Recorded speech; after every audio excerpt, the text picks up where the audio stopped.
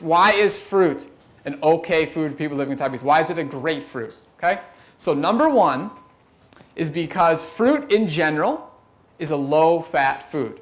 Okay? So this is the mistake that the diabetes community is making at large, is that so insulin resistance is the cause of type 2 diabetes, but it's also a huge impact for people living with type 1.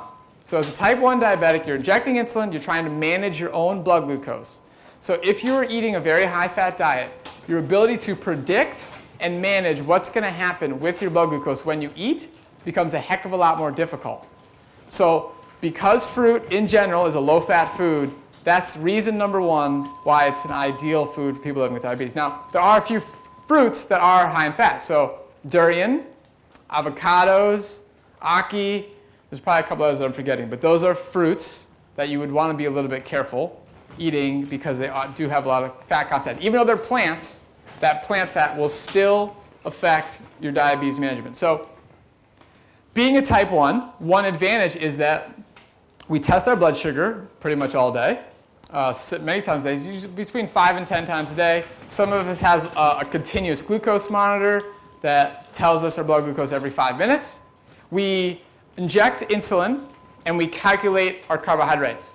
So we are great objective data subjects to figure out how is fruit impacting somebody's level of insulin resistance, how is it impacting their blood glucose. So if this only happened in me, then this wouldn't be that special, just be an exception. But we see this over and over and over again in our clients. So people come to a 4-day retreat that we do. People arrive on a Thursday. They got all day Friday, all day Saturday, all day Sunday, leave on a Monday. And within 4 days of us feeding people nothing but fruit, their blood glucose, whether you're living with type 2 or type 1, people end up eating far more carbohydrates and taking less total insulin if they're type 1s.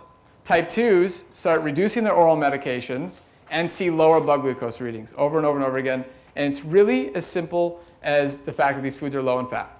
Okay, number 2, fruit is a high fiber food. So we are really, really all about eating whole foods in our program.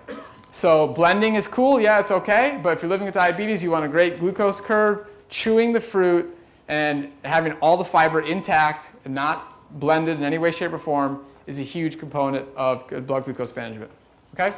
Number 3, fruit is loaded with water content. So water is great when you're eating a huge meal. Somebody looks at my plate like, wow, that's a lot of food. I'm like, no, that's a lot of water. So by mass, watermelon is 95% water. These peaches here, I think they're probably like, I don't know, 85 or so percent. Bananas, it's like 75% water. It's mostly water in these foods. That's an important part.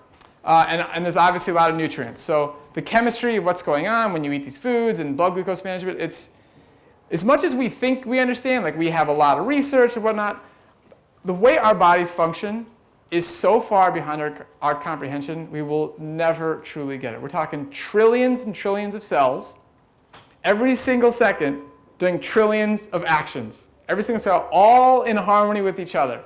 It's beyond our comprehension. So the nutrients involved are also a part of blood glucose management.